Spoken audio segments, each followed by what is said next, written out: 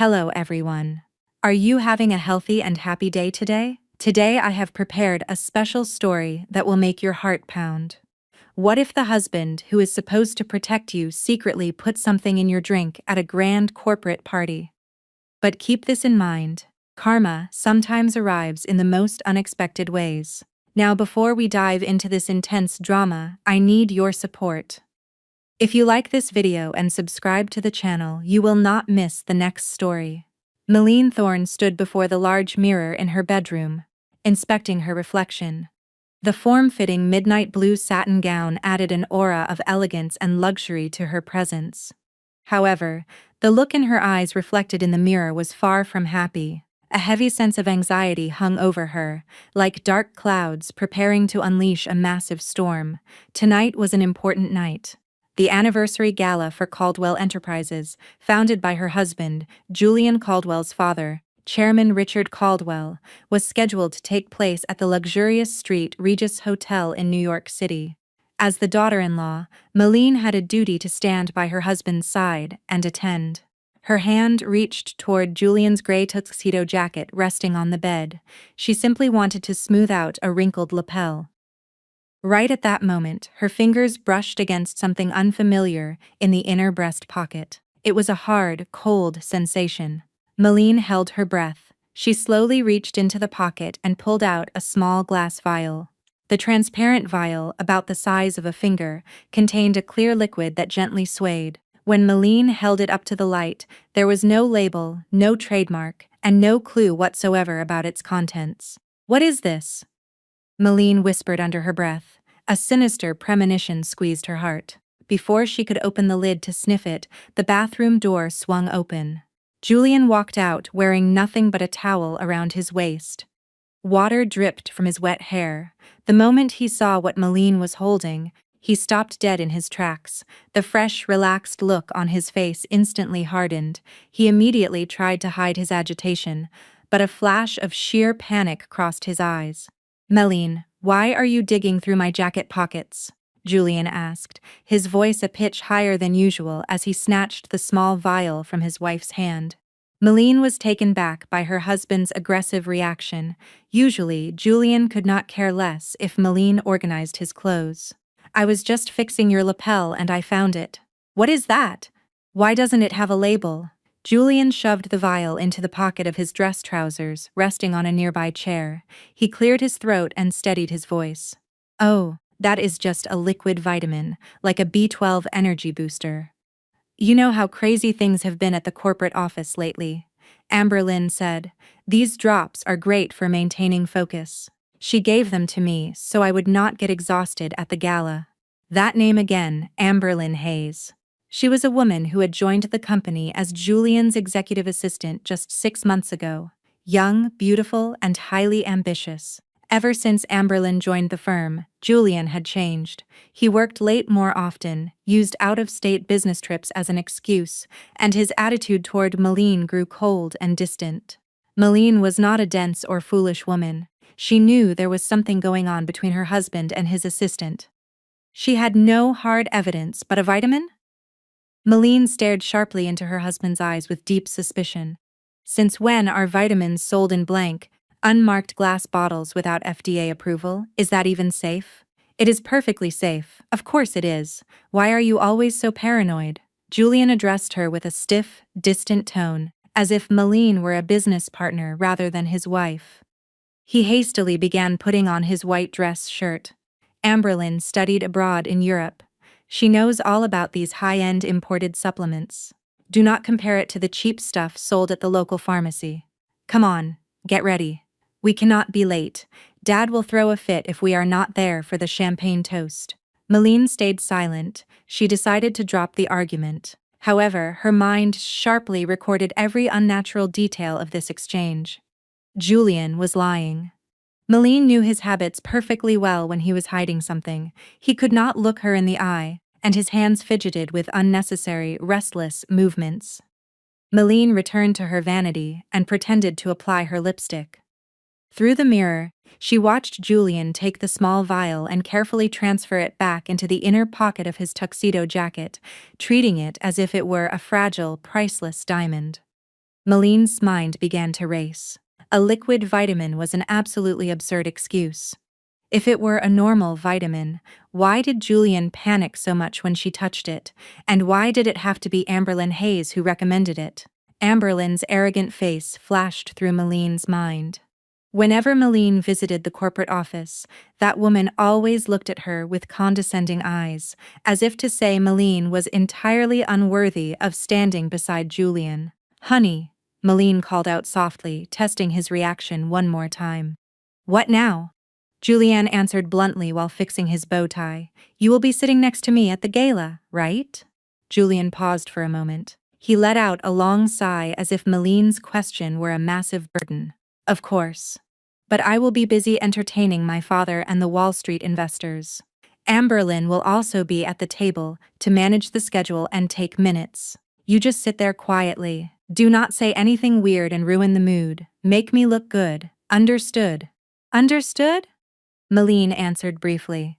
Beneath her calm expression, her brain was working in overdrive. Her intuition as a wife was screaming that a dangerous plan was in motion. That little vial was no vitamin, and it was blindingly obvious that Amberlynn joining the VIP table tonight was not just for professional duties. Maline picked up her clutch and checked to ensure her cell phone was on. She swore a silent oath to herself tonight. She would not be the foolish, obedient wife. She would monitor every single move Julian and Amberlynn made, and she would find out exactly what was inside that mysterious vial. "Let us go." Julian, now perfectly dressed, rushed her. He turned his back without offering a single compliment on how beautifully Maline had dressed up for him. Maline stood up and raised her chin high. She followed her husband out of the bedroom. The drums of war were already echoing in her mind. If Julian and his mistress wanted to play with fire tonight, Maline swore she would ensure they burned to ashes. Tonight's gala would not go according to Julian's plan, because Maline was going to take control. Julian's luxury sedan pulled up in front of the hotel lobby, which was bathed in golden lighting. The valet quickly opened the door. Julian stepped out first, adjusted his jacket, and walked straight inside without giving a single glance to his wife, who was struggling to step out of the low car in her long evening gown. Maline swallowed the rising pain in her chest and took a deep breath. Tonight, she had to be strong. She was not just a trophy wife, she was the undeniable lady of this event. The hotel ballroom lobby was already packed with one of Manhattan's corporate elite. The scent of expensive perfumes floated in the air. Julian walked briskly, scanning the room as if searching for someone much more important than his wife. Maline had to quicken her pace to stand beside him, intentionally looping her arm through his, to present the image of a loving couple in front of the crowd. But Julian subtly shook her hand off under the guise of grabbing a drink from a passing waiter's tray. "Ah, there she is," Julian muttered. His stiff face suddenly brightened. Maline followed his gaze. Standing at the edge of the hall, commanding the attention of everyone around her, was Amberlynn Hayes. She wore an eye-catching, vibrant scarlet evening gown. The daring design highlighted her figure and pale skin. It was a sharp contrast to Maline's elegant, understated dress. If Maline was like the quiet night sky, Amberlynn was a blazing fire, ready to consume everything. Maline realized a painful truth. The dress Amberlynn was wearing was far more luxurious and expensive than anything Julian had ever bought for her. Furthermore, the diamond earrings dangling from Amberlynn's ears shined brighter than the wedding ring on Maline's finger. Amberlynn noticed them, putting on a fake radiant smile. She approached. The clicking of her high heels on the marble floor echoed arrogantly, as if announcing the arrival of the prom queen. "Good evening, Mr. Caldwell." Amberlynn greeted in an overly sweet voice. Her eyes shot a playful wink at Julian, acting as if they shared a secret. "Amberlynn, you look absolutely stunning tonight. Is everything ready?" Julian asked, his eyes locked onto the scarlet fabric wrapping her body, looking completely mesmerized. "Of course, sir. I have personally arranged the VIP tables to perfection," Amberlynn answered proudly. Then, her gaze shifted to Maline, her smile twisted into a cold, condescending smirk. "Good evening, Mrs. Caldwell. What a rare sight to think you would attend a corporate event." I always assumed you preferred staying home watching soap operas. Malene met her gaze with astonishing composure. I am the wife of the future CEO, Miss Hayes. It is only natural that I stand by my husband. Frankly, I am the one who is surprised. For an assistant to dress so much more extravagantly than the executives' wives. Are you here to work, or are you here for a fashion show? Amberlynn let out a soft chuckle, a sound that grated unpleasantly on Malene's ears. She leaned in close to Malene, whispering low enough so Julian could not hear. Do not be offended, Mrs. Caldwell, but that blue dress makes you look incredibly old. You look like a grandmother from a nursing home who wandered into a VIP nightclub. Our poor Julian must be so embarrassed to walk beside you. Malene's blood boiled, but she suppressed the urge to slap that heavily painted face. She saw right through Amberlynn's scheme. The woman was intentionally trying to provoke a scene. If Malene lost her temper now, Julian would absolutely place all the blame on her, branding her a hysterical, jealous wife. Thank you for the fashion critique, Miss Hayes. Malene replied coldly, staring dead into Amberlynn's eyes. But at least this dress was purchased legally with my lawful husband's money. It is quite different from seducing someone else's husband to fund a luxury lifestyle. Amberlynn's face instantly flushed red. Her lips tightened as she held back her anger. But seeing a dignified older man approaching with an entourage of executives, she quickly regained her composure. It was Chairman Richard Caldwell, Julian's father, and Malene's father-in-law, the head of this massive empire and the man everyone feared and respected the most. Amberlynn, my dear, Chairman Richard called out in a booming voice. The older man opened his arms wide, and Amberlynn did not hesitate to step into his embrace, hugging him intimately. It was followed by a kiss on the cheek that was entirely too affectionate for a boss and a subordinate in public. Congratulations on the anniversary, Chairman. You look incredibly handsome tonight. Amberlynn praised while adjusting Richard's lapel. It was an overly personal gesture she had no right to make. Julian simply stood éperse, smiling, watching the intimate interaction between his father and his mistress. Julian seemed relieved, assuming his father simply favored Amberlynn's professional competence. He was completely oblivious to the danger lurking beneath that intimacy. Thank you, Amberlynn. This event would not have been a success without your hard work. You are truly our company's model employee. My most valuable asset, Chairman Richard said, proudly patting Amberlynn's shoulder as if she were his own niece. Only then did the chairman turn his attention to his son and daughter-in-law. Upon seeing Malene, his smile faded slightly. Oh, Malene, you came too. I thought you were busy with household chores. Julian. Make sure your wife does not cause a scene tonight. We have foreign dignitaries and Wall Street investors here. Do not let her do anything embarrassing or unrefined. Malene forced a bitter smile. Even her father-in-law valued that mistress more than her. In Richard's eyes, Malene was just a mediocre woman who got lucky in marriage, while Amberlynn was a smart, dependable career woman. How blind they all were. Do not worry, Dad. Malene will sit quietly, Julian answered quickly, acting as if he were defending himself. Good. Amberlynn, show me to the VIP tables. There are a few colleagues I want to introduce you to.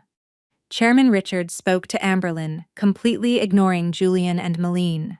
Amberlynn nodded enthusiastically. Before walking away, she shot Malene a triumphant glare. It was a look that screamed, I am the queen here, and you are just a maid. Julian immediately followed his father's entourage. Malene was left standing alone in the noisy crowd for a moment. Just then, someone handed her a glass of sparkling water from the side. Looks like you could use something to cool your head, Malene. It was a familiar, calm, deep voice. Malene turned her head. Standing there with a warm smile was her best friend from college, Donovan Reed, who was now a highly successful corporate attorney.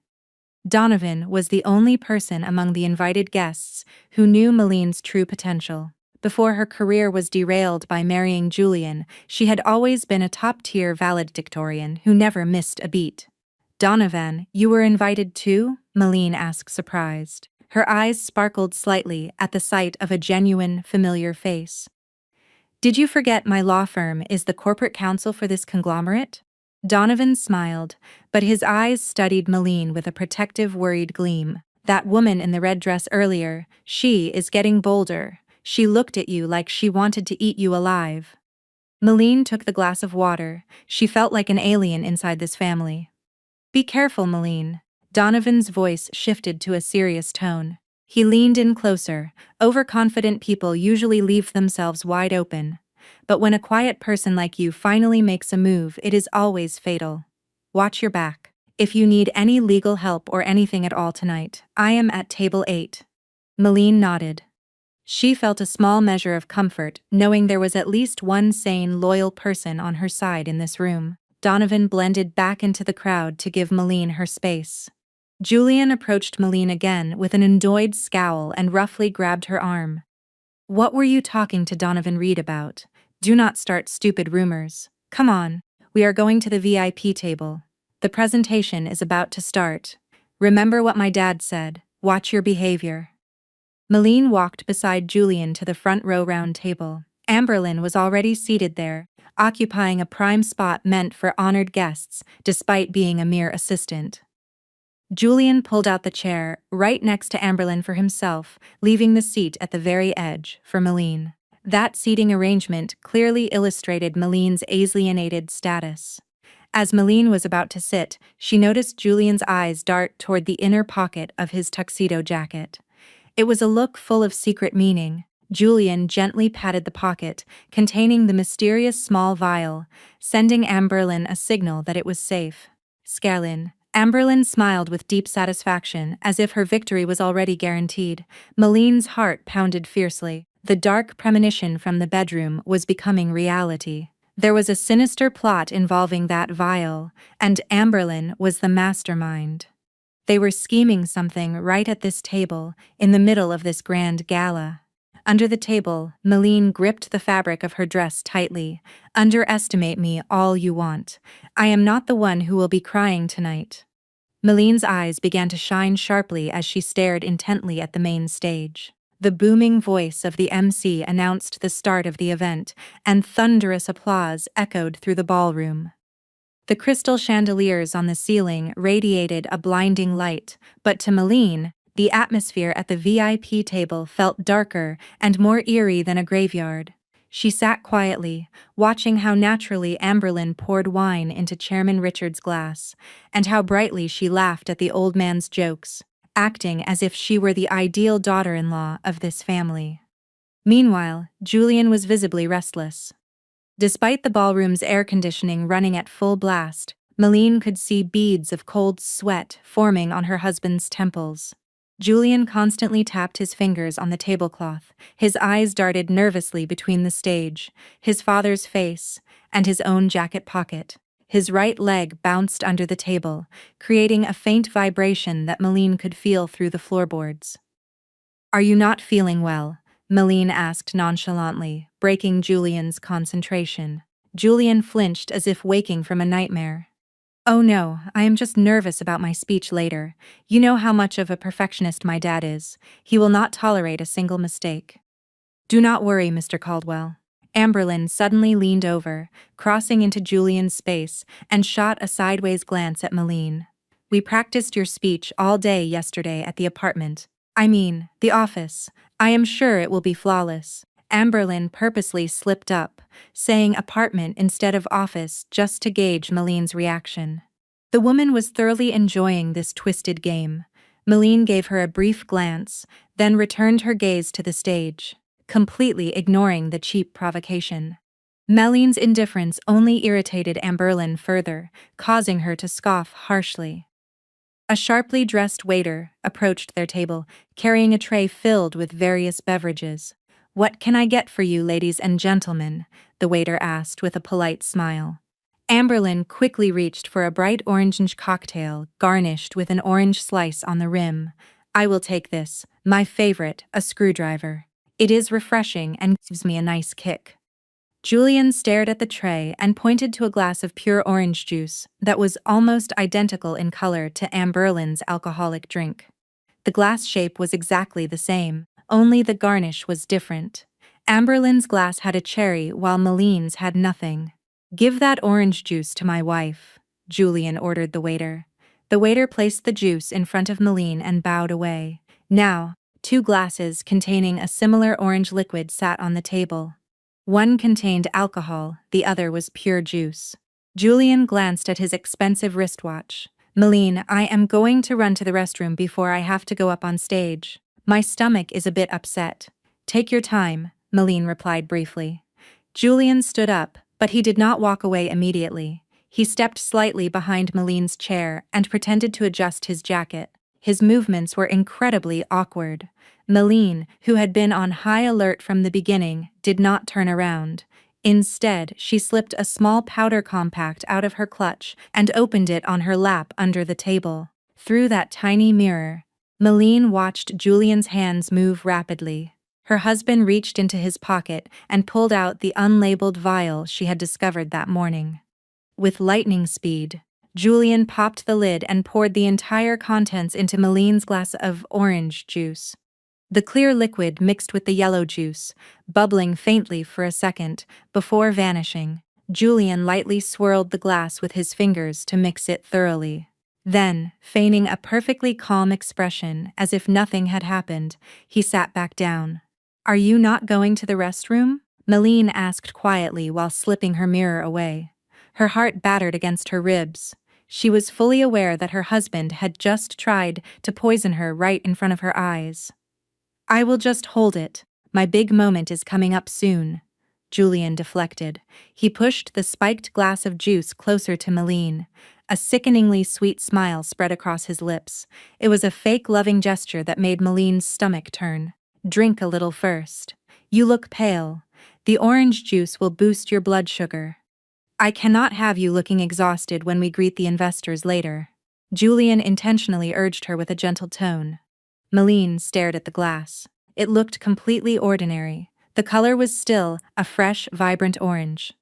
However, Maline knew it contained an unidentified chemical substance that Julian called a vitamin, but hid like an illegal narcotic. Maline noticed a very faint oily film floating on the surface of the juice. It was almost invisible unless you looked closely. "Thank you." "You are truly so thoughtful," Maline answered in a flat, emotionless voice. She slowly lifted the glass. Julian's eyes widened slightly. His wicked anticipation was painfully obvious. He held his breath, waiting for the liquid to touch his wife's lips. Beside him, Amberlin was busy clinking glasses with Chairman Richard, entirely oblivious to the micro-drama unfolding beside her. "Come on, drink it before it gets warm," Julianne urged impatiently. Maline brought the glass close to her face. Underneath the citrus scent, there was a faint, sharp chemical odor resembling crushed prescription pills.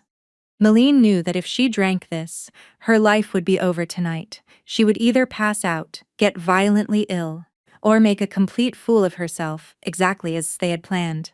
"Hold on a second," Maline said, placing the glass back on the table. Julian's face instantly twisted in disappointment. "Why are you not drinking it? The air conditioning is too strong." "I need to ask the valet to bring my shawl from the car." Maline excused herself to buy time. She needed the perfect moment, a moment when everyone's attention was diverted elsewhere. "God, you are so difficult. Just drink it anyway. It will taste awful when the ice melts." Julian snapped, his voice low but sharp. His mask of the caring husband had already peeled away. His desperation was becoming uncontrollable. "Have a little patience, Julian. Your wife has always been like this, so demanding over the smallest things." Amberlin chimed in, taking an elegant sip of her cocktail. "Look at me. I do not act difficult. When I am told to drink, I just drink." Hearing Amberlin's words, Maline smiled faintly. "Yes, Amberlin. When you are told to drink, you just drink. In a few moments you will prove those exact words yourself," Maline thought internally. Suddenly, the ballroom lights dimmed slowly. The soft orchestral music transitioned into a grand cinematic intro. The MC's heavy voice echoed through the hall. "Ladies and gentlemen, please direct your attention to the center screens.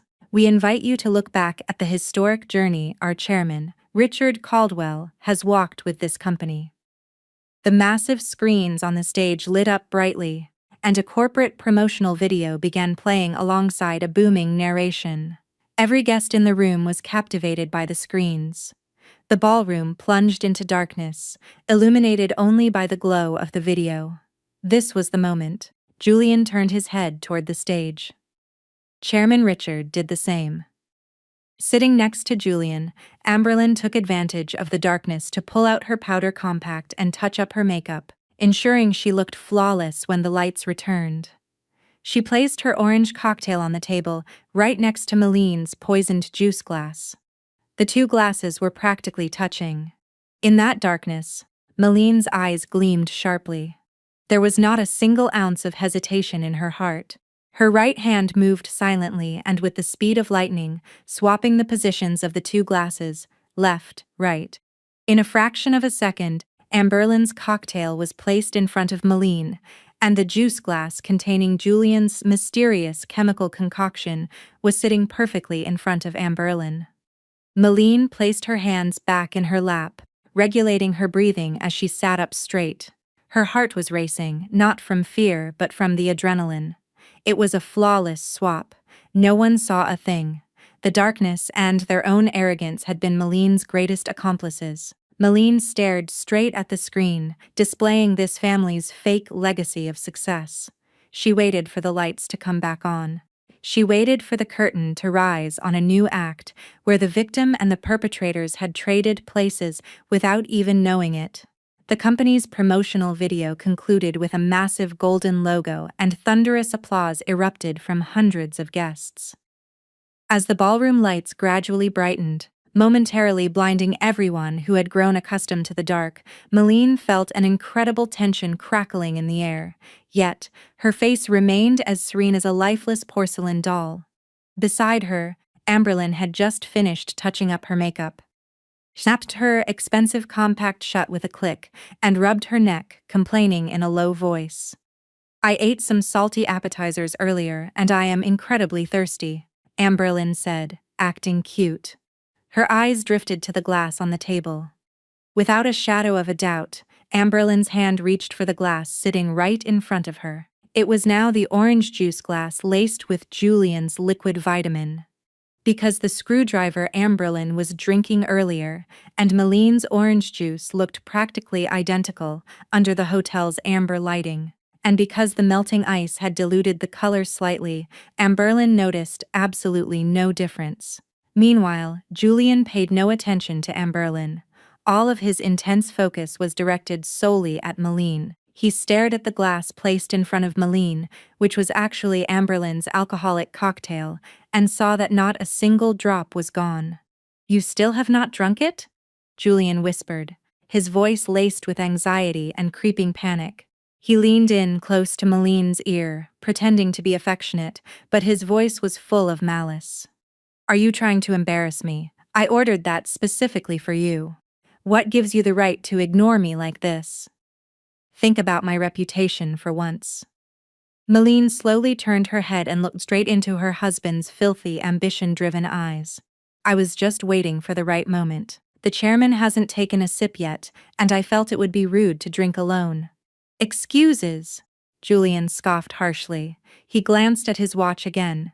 Time was running out. The drug took about 10 to 15 minutes to take effect. If Maline did not drink it now, nothing would happen by the time she was called up to the stage.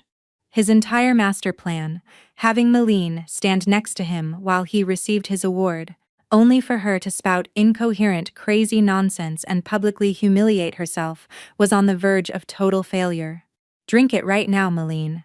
Or do not plan on coming home tonight," Julian whispered sharply, issuing a direct threat. Maline offered a thin smile. It was a smile that sent an inexplicable shiver down Julian's spine. "I understand if that is what you want." Right at that moment, Chairman Richard stood up. He raised his wine glass high, proposing a toast to celebrate the company's anniversary with all the guests. "Ladies and gentlemen," Chairman Richard's voice echoed with authority, even without a microphone, "please raise your glasses to the success, glory, and even brighter future of our enterprise. Cheers! Cheers!" The guests shouted in unison. It was an unavoidable moment. At the VIP table, Julian, Amberlyn, and Maline all raised their glasses. Julian's heart hammered like a war drum. His eyes were glued to the glass in Maline's hand. He held his breath, praying that the liquid would enter his wife's system quickly. Just a little more, Maline. Just a little more, and you will be a thing of the past, and I will be free with Amberlyn.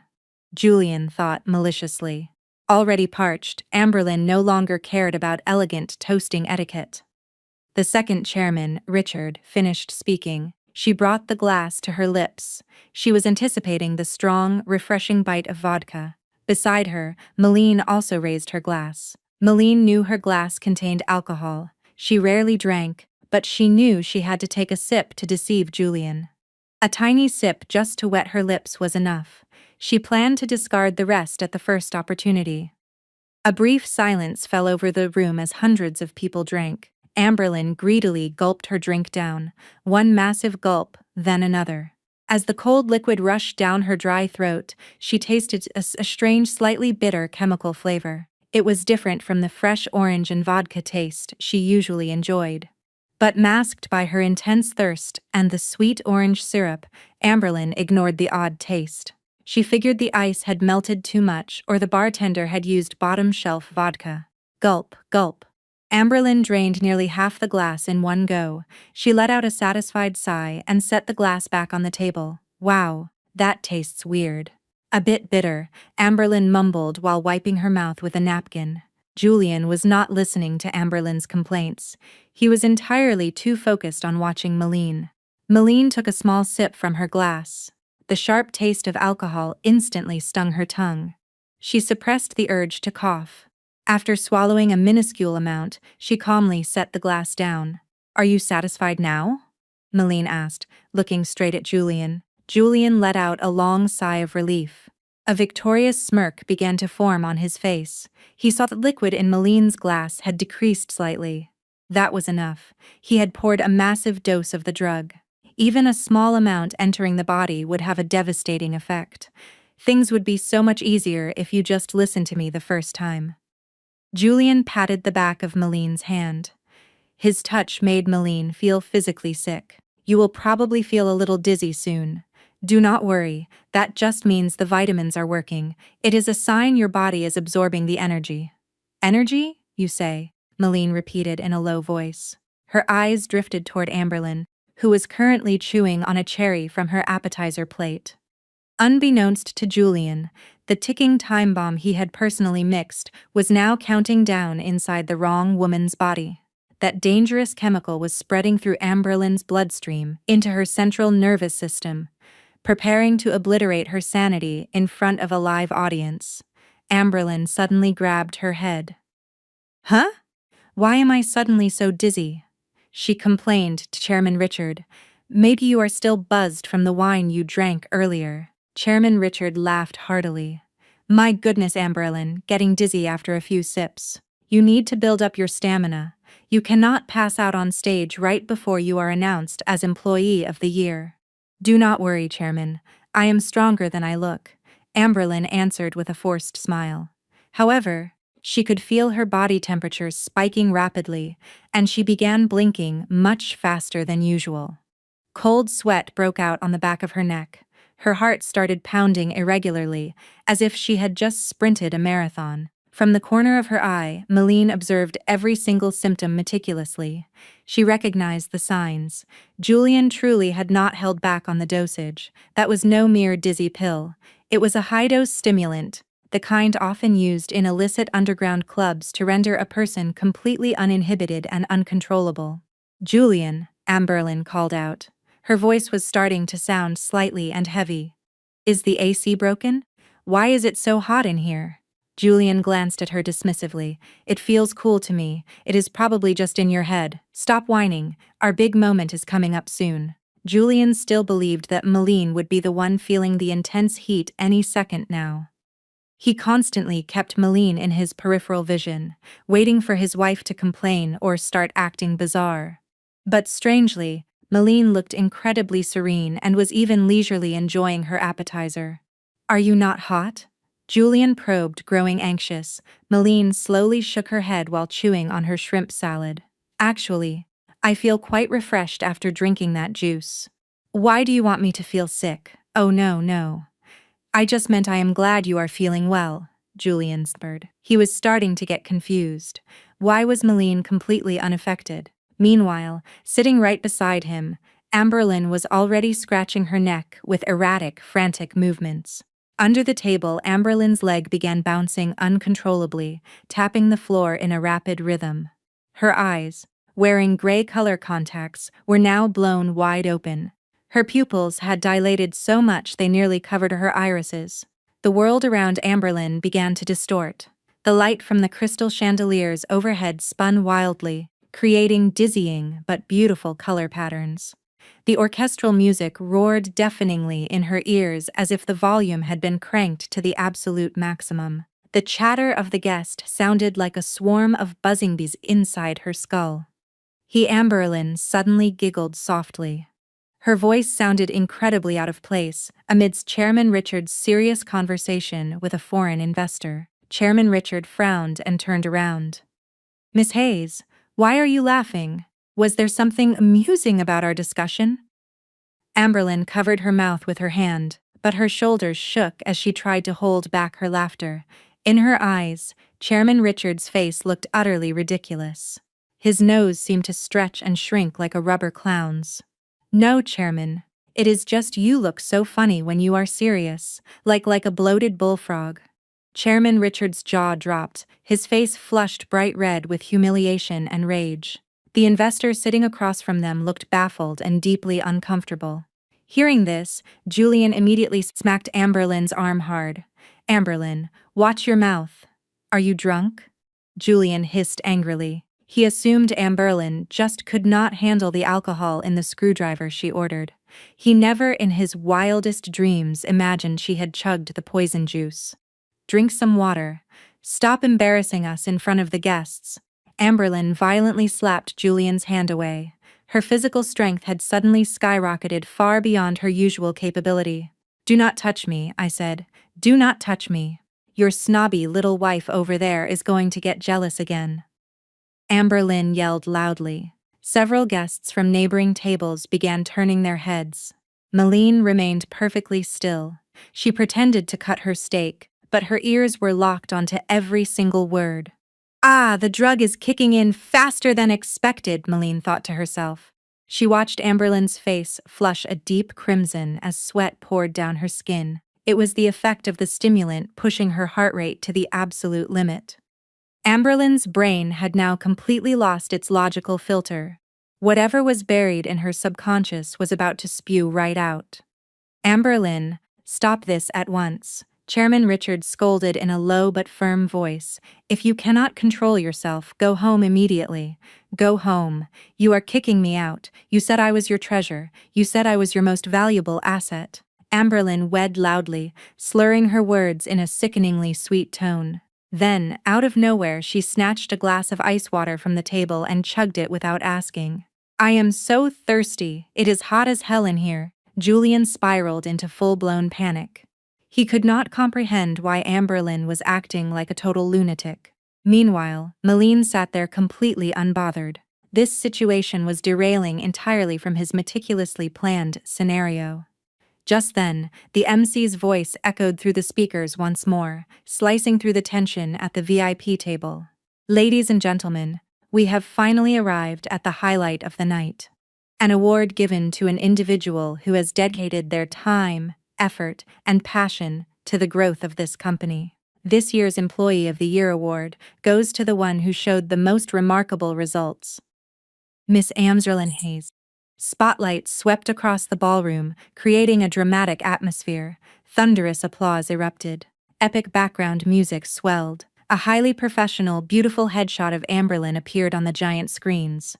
At the VIP table, Julian felt a momentary wave of relief. Okay, now is the time. Please just snap out of it and do not do anything stupid. Julian prayed silently. He patted Amberlyn's shoulder. Amberlyn, it is your name. Come on, get up there and please be careful. Just smile. Amberlyn sat dazed for a moment. Her eyes stared at the brightly lit stage. Under the influence of the drugs, the stage looked like a magnificent royal palace calling out to her. She felt like she had become the queen of the world. Her confidence pierced the sky, shattering the boundaries of reason. Amberlyn shot up from her chair so violently that it tipped backward and nearly crashed to the floor. "Here I come!" Amberlyn spread her arms wide and screamed at the top of her lungs.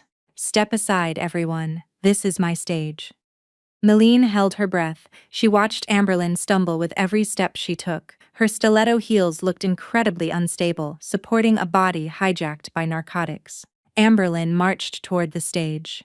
It was not a graceful model's walk, but an aggressive, staggering stomp. She slammed right into a waiter's shoulder, sending a tray of empty glasses crashing to the floor. Crash! The sound of shattering glass caused the music to temporarily cut out. Every single eye in the room zeroed in on Amberlyn. A dead silence fell over the crowd, but Amberlyn did not care. Instead, she stared at the broken glass and started giggling. "Oopsie, if it breaks, just buy a new one," she shrieked incoherently and resumed her march toward the stage steps. Julian buried his face in his hands. He went completely pale. Chairman Richard gasped, his hands gripping his linen napkin so tightly his knuckles turned white. "What in God's name is wrong with that girl?" Chairman Richard hissed, his voice vibrating with rage. Meline watched Amberlyn's back as she struggled up the stage steps. Meline knew that the second Amberlyn grabbed that microphone, no force on earth could stop the truth she was about to vomit out. Amberlyn reached the center of the stage. She violently snatched the microphone from the MC's hand. The shocked MC tried to stop her, but Amberlyn shoved him hard. "Get away from me! I am doing a speech!" Amberlyn screamed. Her voice blasted through thousands of watts of sound systems, echoing into every corner of the massive hall. Amberlyn, her hair turning into a messy nest, stood under the blinding spotlights, wearing a terrifying, deranged grin. She looked out at the hundreds of people in front of her. Then, her gaze locked squarely onto the VIP table, specifically onto Julian and Chairman Richard. "Hello, everybody," Amberlyn greeted in a high-pitched, cracking voice. "I know you are all obsessed with me. I am beautiful, smart, and sexy, unlike our future CEO's wife, pushed off into the corner over there. Unlike that woman who dresses like a cheap tablecloth." A wave of shocked murmurs rippled through the audience. Whispers broke out instantly. Julian froze in his chair. His blood was boiling.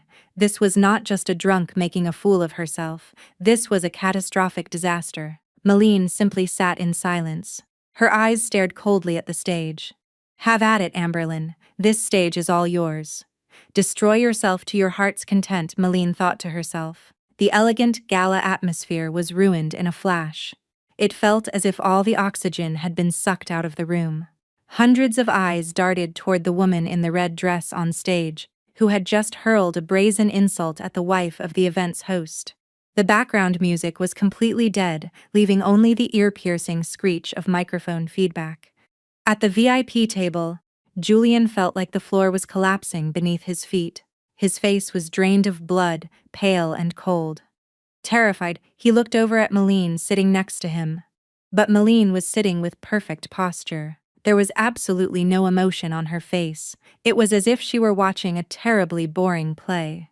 Up on the stage, Amberlyn felt as light as a feather.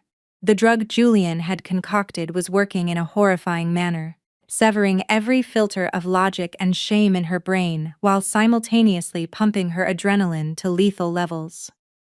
Through her hallucinating, blurred vision, the shocked faces of the guests looked like an adoring crowd worshipping her. She felt like the lead singer at her own solo stadium concert. "Why is everybody so quiet?" Amberlyn screamed again, her voice terrifying. She stumbled toward the edge of the stage. She nearly fell off and had to grab a background pillar to steady herself. "Clap for me. I am Amberlyn Hayes, the most expensive, beautiful, capable assistant in the world." Amberlyn let out a shrill cackle. The laugh sounded unnatural and deeply disturbing. She lifted the Crystal Employee of the Year trophy she had just been handed. She stroked it for a moment, then with a violent swing, hurled the Crystal Award straight onto the stage floor. Crash! Crystal shards exploded under the stage lights. "Trash!" Amberlyn pointed at the broken pieces with pure disgust. "I do not want some cheap trophy. What I want is money, money and power. Is not that right, Chairman? Amberlin pointed a trembling finger straight at the VIP table. Chairman Richard was paralyzed in his seat. His face was beet red as he tried to contain a volcanic rage. His fists were clenched so tight they shook. He swiftly turned to Julian. Julian, handle that lunatic right now, or I will call security and have her dragged out of here like a wild animal. Chairman Richard hissed, his voice quivering with fury. Julian snapped back to reality. He realized he had to act before Amberlin said anything even more insane. On shaking legs, Julian sprinted up the stage steps. His heart was beating out of his chest, and cold sweat soaked the back of his shirt. Inside his head, he was cursing himself. Why is the drug acting like this? Malene is the one who is supposed to go crazy. Why is Amberlin like this? Why did it hit the wrong target? As soon as he reached the stage, Julian tried to grab Amberlin's arm. Amberlin, stop it. Get down. You are sick, Julian yelled, trying to wrestle the microphone out of her hand, but Amberlin's strength was beyond his expectations. The drugs kept her muscles intensely wired. She violently threw off Julian's hand, causing him to stumble backward. Do not touch me, Amberlin shrieked. This time, her voice blasted crystal clear through the speakers. Who do you think you are telling me what to do? Oh, right, I forgot. You are a spineless coward, a pathetic little boy, terrified of his own wife, always making sweet promises you can never keep. Gasps of pure shock erupted from the audience. Several people pulled out their cell phones and began recording the unfolding disaster. Camera flashes started going off one by one, like fireflies trying to permanently document the collapse of a corporate dynasty. Julian trembled with terror when he saw the cameras. He rushed her again, trying to physically cover her mouth with his hand. Amberlin, shut up. We will talk later. Get off the stage right now. Amberlin fought back like a maniac. She shoved Julian hard in the chest and then drove the pointed toe of her stiletto straight into his shin. Egg. Julian let out a groan of agony, clutching his leg and hopping on one foot. His dignity as a young corporate CEO was completely obliterated in a matter of seconds. Seeing Julian in pain, Amberlin actually laughed with delight. She felt incredibly powerful. Serves you right. That is why you should never give me orders. Do you think I am scared of you? I know all your dirty little secrets, Julian. I know what is inside your private safe. I know your email passwords. I even know what color your underwear is. Her vulgar outburst threw the room into absolute chaos. Executives, wives, and socialites covered their mouths in horror.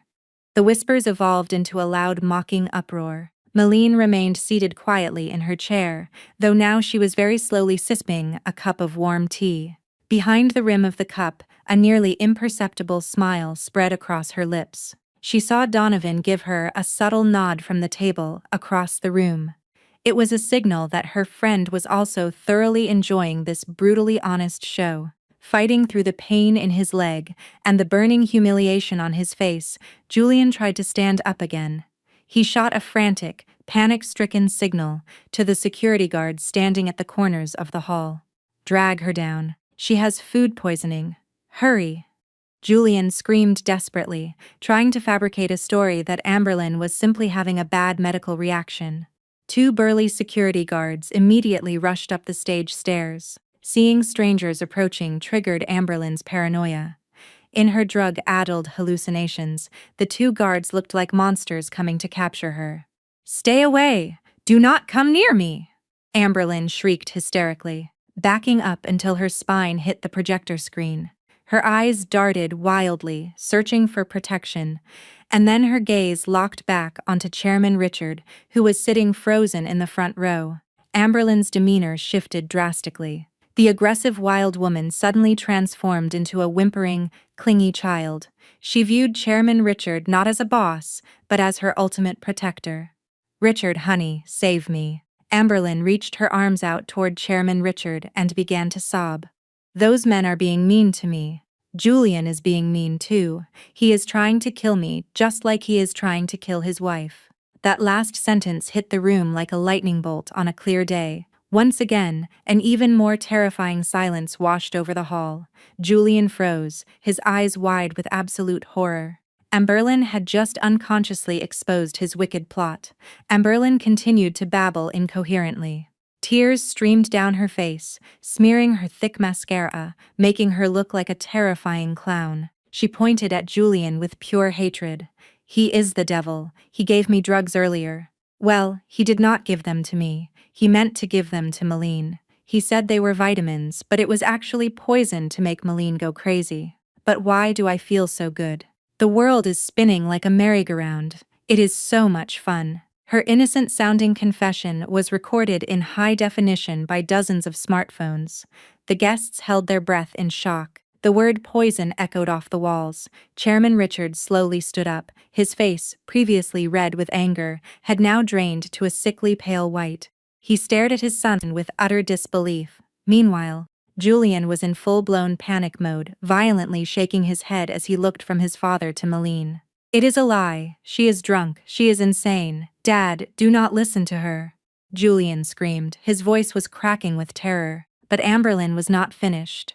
She felt she was not getting the protection she demanded from Chairman Richard. The drugs made her reckless. She felt the desperate need to prove that she deserved to be protected over Julian. Julian is a liar, Amberlin screamed. And then she made the most unpredictable move of the night.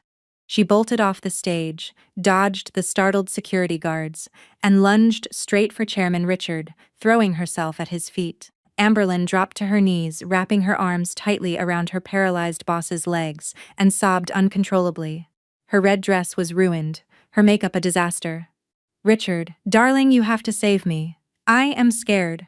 Amberlin pleaded, using an incredibly intimate pet name. It was a term of endearment a secretary should never ever use for the owner of a company, especially not in front of hundreds of people. The entire hall gasped.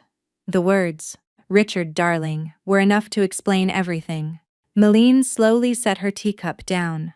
This was just the tip of the iceberg, and Malene knew the ultimate explosion was mere seconds away. The phrase "Richard, darling," coming from Amberlin's mouth, froze the entire ballroom. Time seemed to stand still. The guests stared at each other with wide eyes, trying to process what they had just heard. A young assistant was clinging to the legs of a billionaire CEO, calling him by a sickeningly sweet pet name right in front of his own son.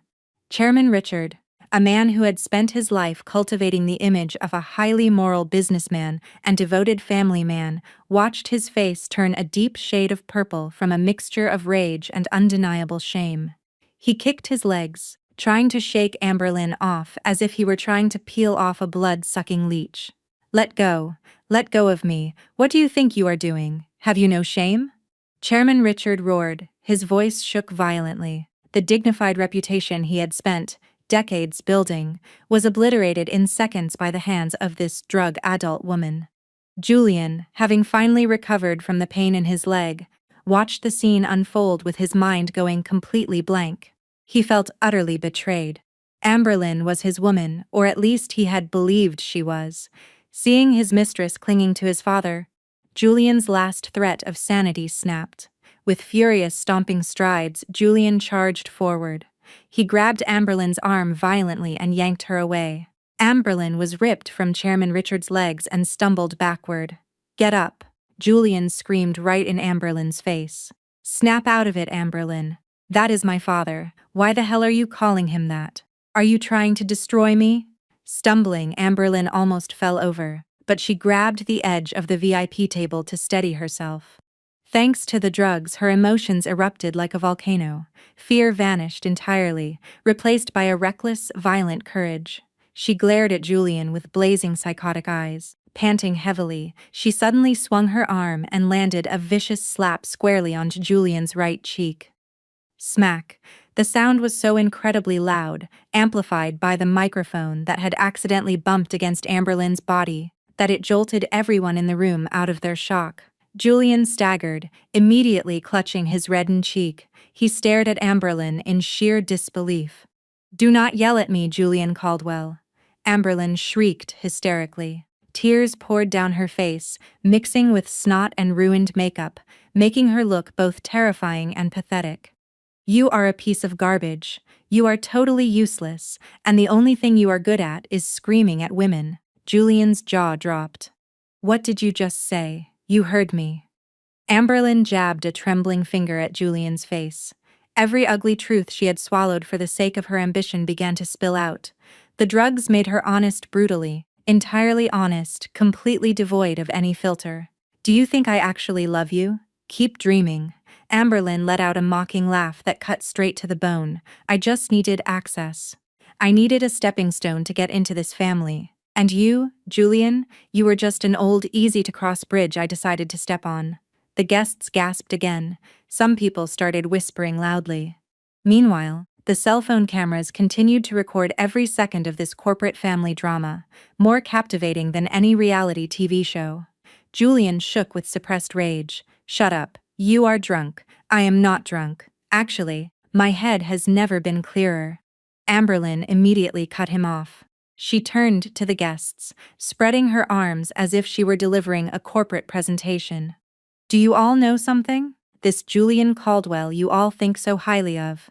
His head is completely empty, a hollow shell. I wrote every single one of those stellar financial reports. All he knows how to do is sign his name and play golf. Julian. Chairman Richard tried to intervene, realizing corporate secrets were now spilling out. But Amberlynn did not care. She turned her disdainful glare back to Julian. Do you know why I became your assistant? Because I felt sorry for you living your whole life in your daddy's shadow. You are just a pathetic mama's boy who can't do a single thing without your parents' money. Julian felt as though he had been stripped naked in front of a crowd. His pride's tread was trampled into the dirt. But Amberlynn was still not finished. She shifted her gaze toward Malene, who was still sitting quietly in her chair. Treating Malene as if she were the only VIP spectator in the front row, Amberlynn stumbled closer to her.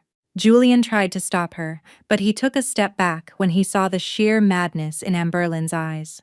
Amberlynn stopped right in front of Malene's spot at the table and slammed both hands down on the pristine white tablecloth. And you, Malene Thorne, Amberlynn hissed. Her breath, reeking of alcohol and desperation, washed over Malene's face. You are the dumbest woman in the world. Without an ounce of fear, Malene stared directly into Amberlynn's eyes. Oh, and why is that? Malene asked calmly. Her voice was flat, but razor-sharp. Because you are still clinging to a piece of trash like him. Amberlynn pointed at Julian without even turning her head. Do you know why Julian spiked your drink earlier? It was not just to make you look crazy. It was to throw you in a psych ward so he could divorce you and take all your trust fund money. He is broke, Malene. Your dear husband racked up tens of millions of dollars in gambling debts at offshore casinos. He needed your share of the marital assets to cover his massive hole. Boom, that confession hit harder than a bomb. The noisy ballroom suddenly fell eerily silent. A statement about massive gambling debts and a plotted divorce to steal assets was a scandal of the highest magnitude. The investors in attendance looked at each other with panicked faces. Caldwell Enterprises stock would plummet the moment the market opened tomorrow due to this exposure. Julian's face turned whiter than a sheet.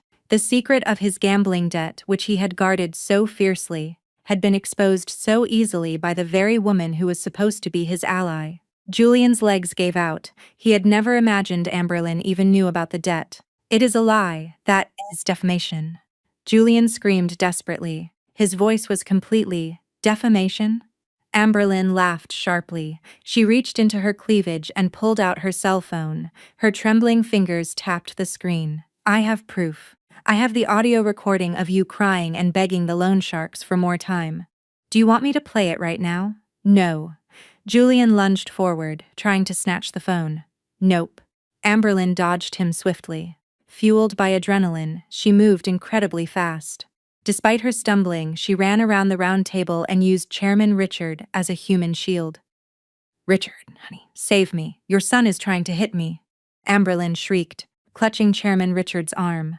Protect me. Remember the promise you made at our Tribeca loft last week? Chairman Richard froze solid.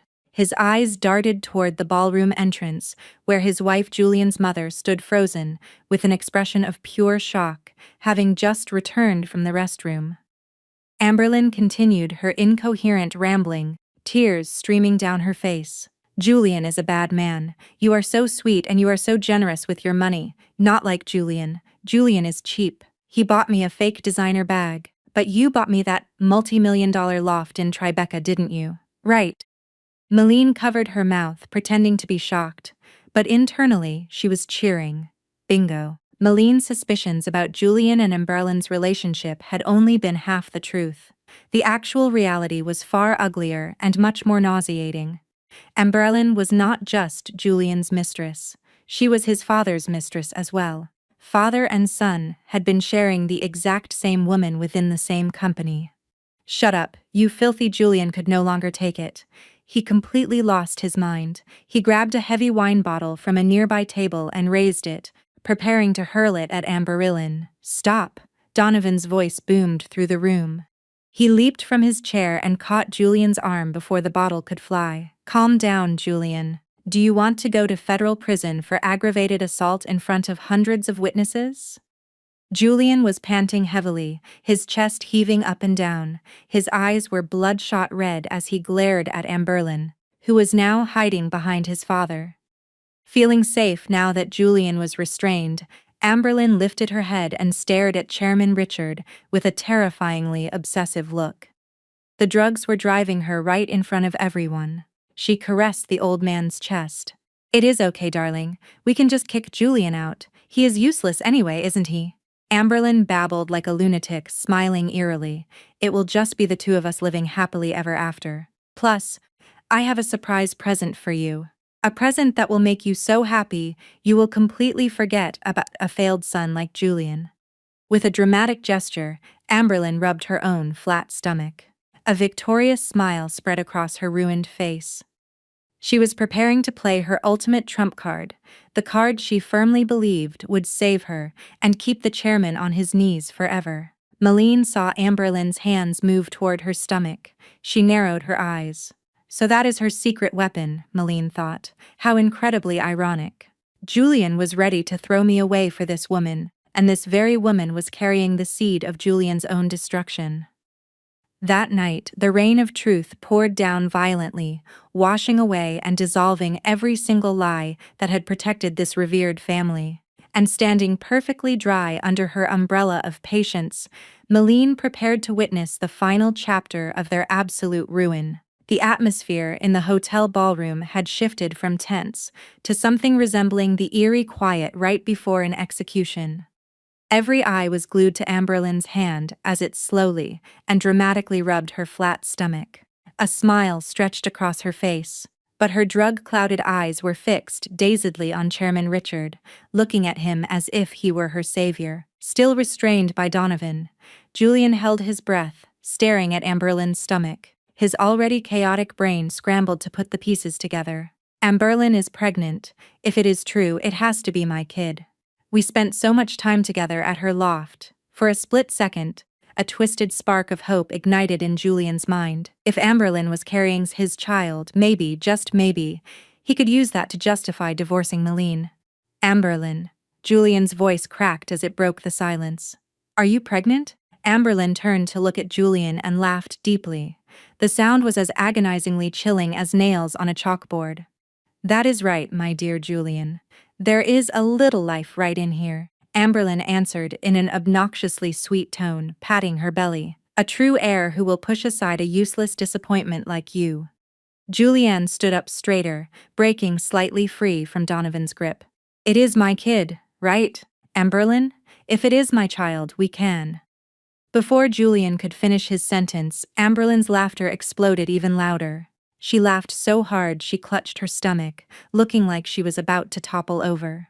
It was as if Julian had just told the most absurd joke of the century. Tears of manic joy and intoxication streamed down her ruined cheeks. Your kid? Amberlynn pointed at Julian with a face full of disgust. Are you hallucinating? Julian Caldwell, you think I would want to carry the child of a bankrupt loser drowning in tens of millions in gambling debt? The child of a weak little boy who begs for money? Julian's face turned bright red. Then, whose kid is it? He screamed in total frustration. Amberlyn abruptly stopped laughing, her expression turning dead serious. Her eyes widened as she looked at Chairman Richard, who was frozen like an ice sculpture beside her. With a theatrical swoop, Amberlyn wrapped her arm tightly around Chairman Richard's neck and rested her head on the old man's shoulder. "This baby belongs to Chairman Richard. You hear me?" Amberlyn screamed at the top of her lungs. Her voice echoed into every corner of the ballroom, piercing the eardrums of every guest present. The world seemed to collapse at that exact moment. "This baby is my father's kid," Amberlyn proudly continued, announcing it as if she had just won the Powerball. "So, it is not your kid, what should I call it?" "Your half-brother, and the sole heir to Richard Caldwell's fortune. Is not that hilarious? You are getting a new baby brother. You better start calling me your new mommy. Understood?" That declaration detonated with the force of a nuclear bomb. A deathly silence blanketed the room. Time seemed to stop completely. Julian's mouth hung open, but no sound came out. His terrified eyes darted back and forth between his father and his mistress, who were now clinging to each other. His brain short-circuited. His father slept with Amberlyn, the exact same woman Julian had been sleeping with. Chairman Richard was entirely drained of color. He tried to shove Amberlyn away, but the drug-fueled mistress's grip was surprisingly strong. "She is lying. She is out of her mind on drugs." Chairman Richard screamed in a blind panic. His voice was cold, sweat poured down his forehead. He looked at the investors and business partners with pleading eyes, desperately trying to salvage whatever shreds of his reputation were left. "If I am lying, why are you denying it?" Amberlyn mumbled, incapable of accepting that her truth was being questioned. The drugs compelled her to prove everything explicitly.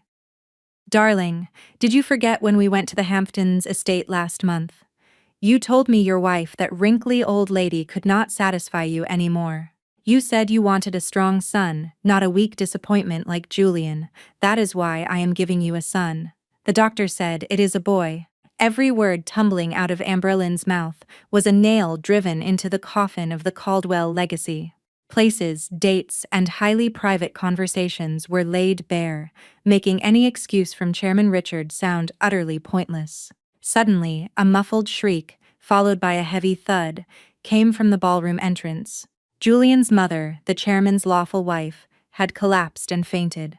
Her body crumpled onto the marble floor after hearing the horrific betrayal of her husband and the woman she had once viewed as an ideal daughter-in-law candidate. Hotel staff rushed over to help her, adding even more chaos to the disaster. The moment he saw his mother collapse, something inside Julian shattered. Humiliation, rage, disgust, and a profound sense of betrayal merged into an uncontrollable tidal wave of fury. Julian no longer viewed his father as an authoritative figure to fear, but as his most hated enemy. His father had not only betrayed his mother, but he had stolen his woman and stabbed Julian in the back. "Dad," Julian hissed. His voice trembled violently. "Dad, did you sleep with her? You knew she was my girlfriend and you still slept with her?" Chairman Richard stammered. "Julian, listen to me. This is all a misunderstanding." "What misunderstanding?" Julian roared, the veins bulging in his neck. He violently shook off Donovan's restraining grip. Realizing the situation had spiraled completely out of control, Donovan finally let Julian go and took a step back to shield Malene. Freed, Julian charged forward like a wounded rabid animal. He did not attack Amberlyn, he attacked his own father. "You son of a bitch!" Julian screamed as he drove his fist straight into Chairman Richard's face. The punch landed squarely on the chairman's jaw. The billionaire patriarch staggered backward, crashing into the lavish dessert buffet behind him. Expensive cakes and fine china shattered, spraying frosting and porcelain across the floor and ruining his custom tuxedo. "You took everything from me, my pride, and now my woman. You perverted old bastard." Julian leaped on top of his father's body, blindly wrapping his hands around the old man's throat and choking him. It was absolute pandemonium. Guests screamed hysterically. Journalists and people recording on their phones passionately captured the historic downfall of the Caldwell Empire. Security guards, who had hesitated, unsure of whose side to take, finally rushed in to break up the ugly brawl. Seeing Chairman Richard getting pummeled, Amberlyn did not try to help. Instead, she clapped her hands in delight, in her hallucinating state. This was an incredibly entertaining wrestling match. Beat him, Julian. Beat him harder. Serves you right, you old geyser. Amberlyn cheered, having completely lost all grip on reality. She danced a little jig among the broken plates, not even realizing that the glass shards were cutting her feet and making them bleed. In the midst of that chaotic storm, Malene slowly stood up from her chair. She stood beautifully, calmly, and with perfect grace. There was not a single wrinkle on her midnight blue dress. She watched Julian being forcefully dragged away by 3 security guards, his face bruised and covered in furious tears. She saw Chairman Richard coughing on the floor, his dignity ruined by a torn shirt and food stains. And she saw Amberlyn dancing like a mad woman on the stage of ruin they had all built for themselves. Malene turned to Donovan, who was standing guard beside her. "Let us go, Donovan," Malene said softly. Her voice was a stark contrast to the uproar around her. "It is over now, a very satisfying finale." Donovan nodded politely, admiring his friend's incredible strength. "Right this way, Malene. My car is waiting at the lobby." Malene walked away from the VIP table. As she passed by Julian, who was struggling against the security guards, her steps paused for a brief second. Julian looked up, his broken, desperate eyes locking onto his wife. "Malene, help me." Malene, Julian sobbed. Malene stared at him coldly. There was no sympathy and no love. There was only a profound, overwhelming sense of relief. Malene reached into her clutch and slowly slid the heavy diamond wedding ring off her finger. With a light toss, she dropped the ring onto the floor right in front of the kneeling, restrained Julian. The ring landed with a sharp clink, a tiny sound signaling the end of this hellish charade. "Congratulations on your new baby brother, honey," Malene whispered sharply. Without looking back a second time, Malene kept her head high and walked out of the ballroom. She left behind the mountain of ashes the Caldwell family had burned themselves to the ground to create. The moment she stepped out of the hotel lobby, the cool New York City night air caressed Malene's face. The gentle breeze brought a refreshing chill that sharply contrasted with the hellish world she had just left behind in the ballroom. Behind her, the wailing sirens of ambulances and NYPD cruisers began to pierce the quiet night, signaling that the legal chapter of this family drama was about to begin. Donovan opened the door of his black sedan for Malene. "You are safe now, Malene." Malene nodded softly and sank into the plush leather passenger seat.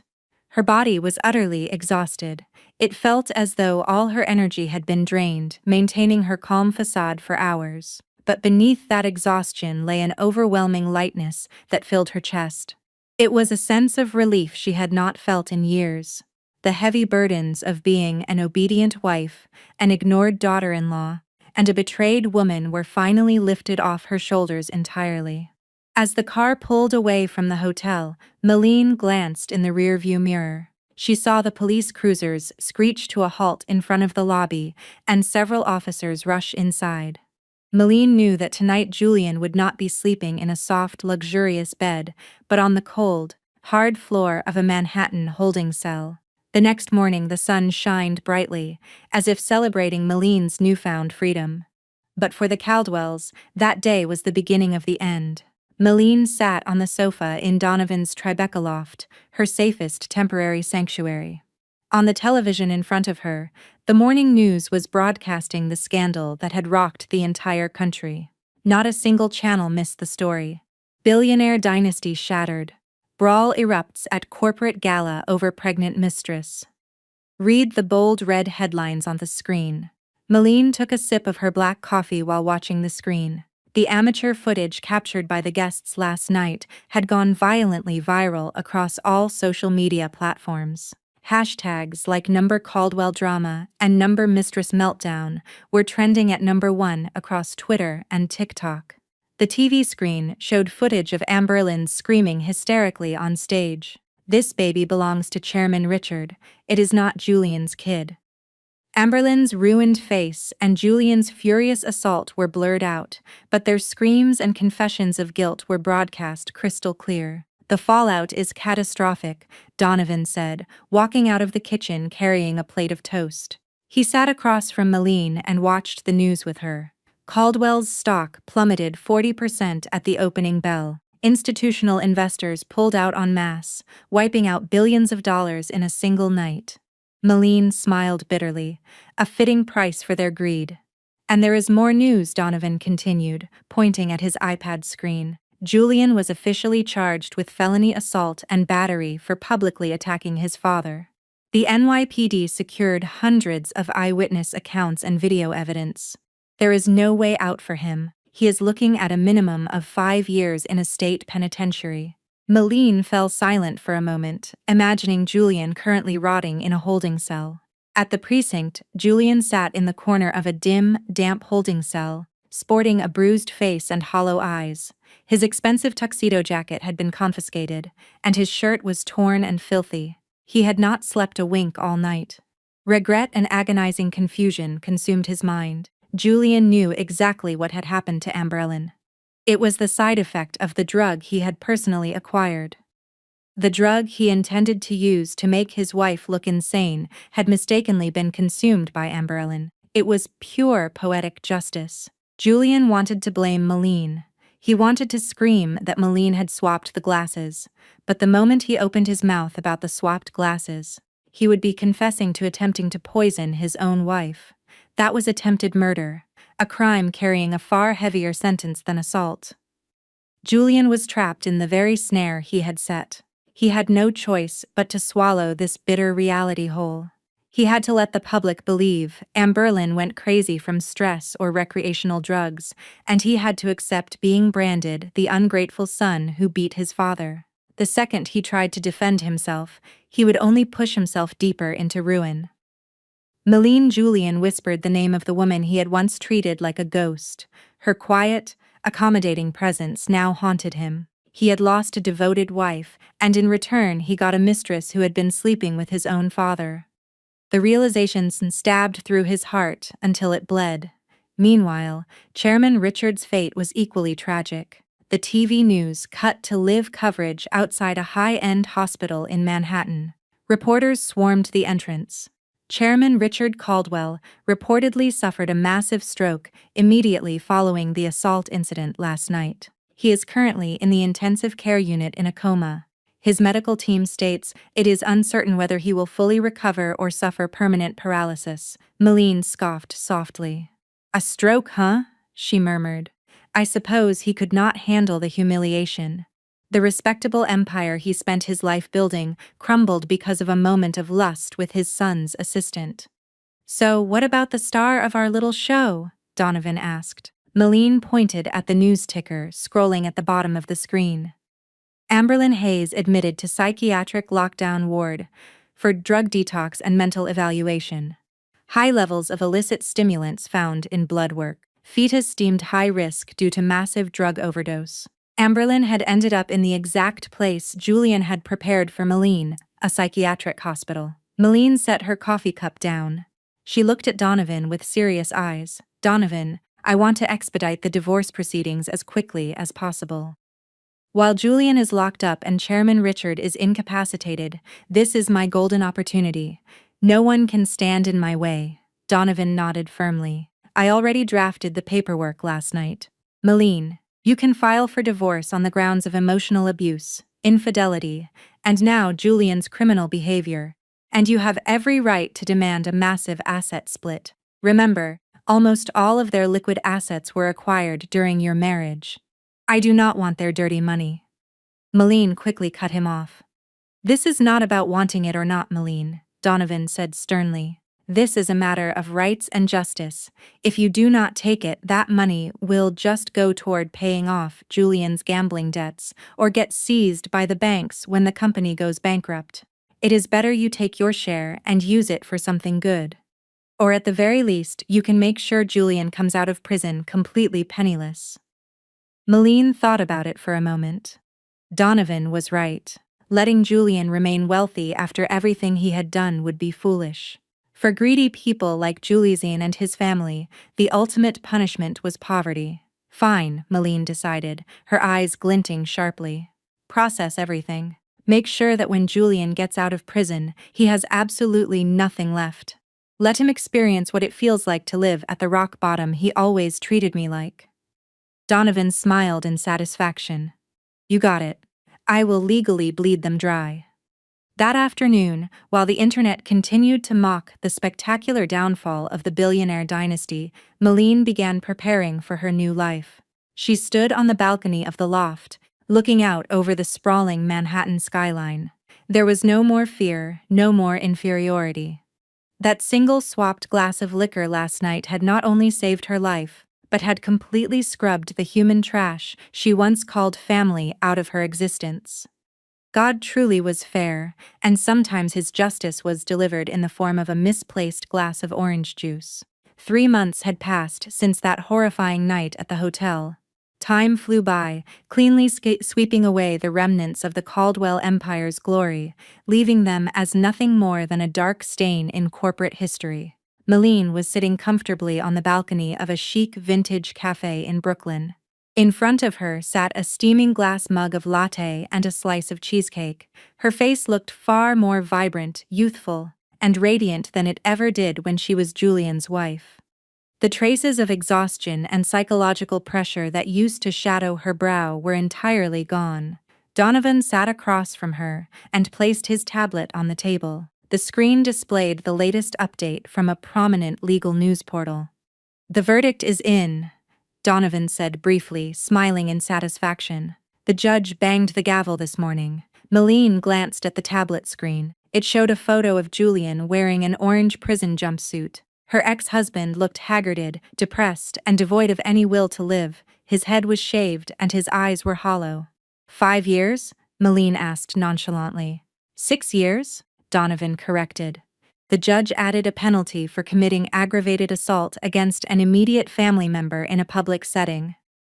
Plus, the illegal possession of narcotics found in his tuxedo pocket upon arrest didn't help. Malene let out a long sigh, not out of sorrow, but out of perfect relief. "And per the family court's ruling last week, his assets have been officially seized and divided," Donovan explained in his professional tone. "You received 60% of the total marital assets as compensation for emotional distress and breach of marital duty. The rest was completely liquidated to pay off Julian's gambling debts and Chairman Richard's medical bills." Speaking of Chairman Richard, his ultimate fate was equally miserable. That stroke on the night of the gala left half of his body permanently paralyzed. The man who was once so arrogant, worshipping power and wealth, was now just lying helplessly in a bed at a high-end nursing facility. It was the only place their remaining funds could afford. Ironically, he would have to spend the rest of his life being cared for by foreign nurses, without a single visit from his son or his wife. Julian's mother had regained her senses, filed for divorce immediately after learning about the disgusting scandal, and moved to Europe to heal in peace. "And what about the star of our show?" Malene asked, taking a small bite of her cheesecake. Donovan swiped the tablet screen to another article. "Amberlynn Hayes is still in the psychiatric ward. Her doctors say the neurological damage from the massive overdose of stimulants is quite severe. Apparently, she suffers from frequent hallucinations and talks to herself constantly." Donovan paused for a moment and looked intently at Malene, and yesterday the baby's DNA paternity test results came back. Malene set her fork down. This was the final piece of the Pandora's box. "And the result is positive," Donovan said firmly. "A 99.9% match with Chairman Richard's DNA." Malene let out a soft laugh. It was a bitter yet entirely liberating laugh. So, it was true after all. Julian went to federal prison for beating his own father. All to defend a woman who was pregnant with his half-brother. God's script is truly so comical, isn't it? Imagine how completely Julian's mind must have shattered when he found that out in prison. He lost his wife, his fortune, and his freedom, but on top of that, he lost every shred of his pride as a man, betrayed by his own father and the woman he put on a pedestal. Donovan said softly. "Julian is completely alone now, rotting behind steel bars with endless regret." "You won a flawless victory, Malene." Without ever getting your hands dirty with blood or violence, you just stepped back and let them destroy themselves. Meline looked out from the balcony at the city skyline. She remembered that small, unlabeled vial again. Julian's wicked plot to drive her insane had instead driven his mistress insane, returning as the ultimate weapon that exposed the entire family's filth. "All I did was move a glass, Donovan," Meline whispered, a faint smile spreading across her lips. "It was just one tiny movement left to right. But that tiny movement changed the destiny of my life forever." Meline lifted her teacup. She held it up toward the clear blue sky. "To a swapped destiny," Meline whispered. "To your freedom." Donovan raised his coffee mug as well. They clinked their glasses lightly. The beautiful chime echoed softly, officially closing the dark chapter of Meline's past. There was no longer an obedient, foolish Meline. Now there was only an independent, wealthy, and truly happy Meline. She stood up from her chair, smoothed out her dress, and walked out of the cafe with her head held high. Far behind her, the ruined remains of Julian, Amberlyn, and Chairman Richard were nothing more than the dust left in her footprints. Meline would never look back again, never dig a grave with a wicked plot intended to hurt someone else. In the end, you might be the one who falls into it. Greed and betrayal may seem to win for a fleeting moment, but honesty and patience will always find their way to revenge in the most elegant, devastating way possible.